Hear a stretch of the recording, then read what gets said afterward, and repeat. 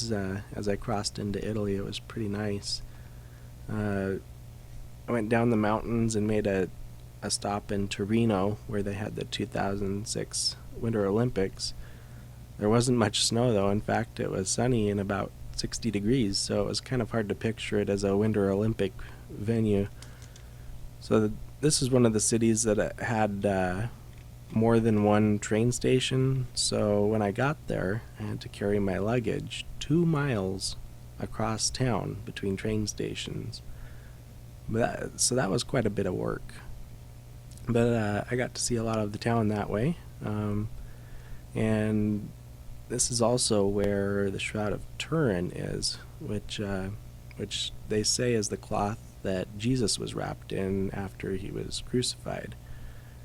So I had so much luggage though that I decided I didn't want to try and get into the church with it all because they're pretty restrictive about that. So I went to the building where it's at, and so that afternoon I took the train into Milano where I settled in for the night and had some good Italian lasagna. The next day I ventured into the Milano subway and went to the heart of the city. The people there were very nice looking and very well dressed, and so I went to go see an old cathedral, kind of a French Gothic cathedral built in the 14th century, and it had a whole bunch of ornate decorations. They call it the Duomo. It was very impressive. After that I went to a glass-covered plaza called Galleria Vittorio Emanuele, and it was very nice. I couldn't help but notice that there was a McDonald's in there, which looked very out of place. Next I went to a church where Da Vinci's Last Supper painting is kept, and after that I went to an old castle, and it's called the Castello Storensico, which is it's a very cool castle with a moat around it that's emptied out, and you can see down a little ways there was an arc called the Arco della Pace, and it's another triumph arch, and I was trying to hurry though so I could catch an afternoon train to Venice and use my extra train day that I acquired in Paris.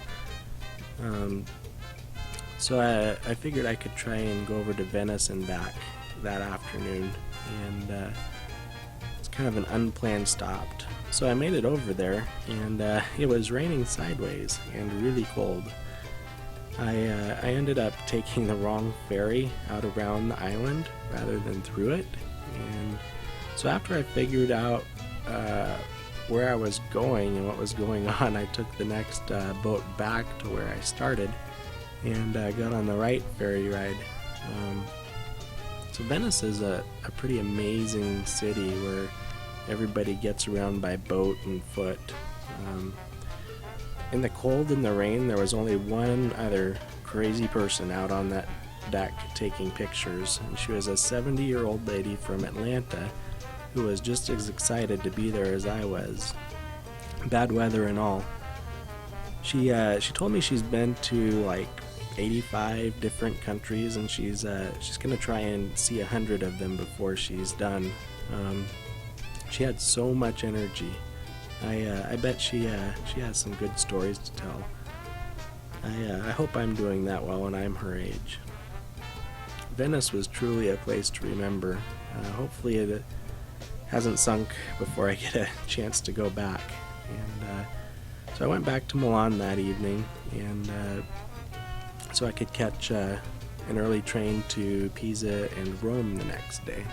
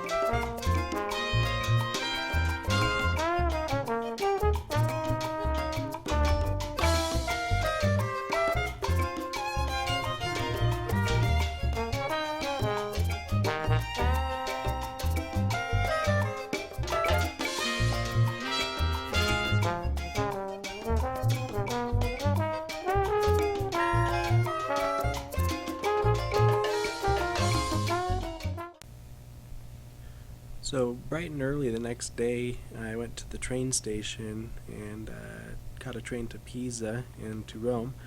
And on my way to Pisa, I went through some mountains and then down to a little town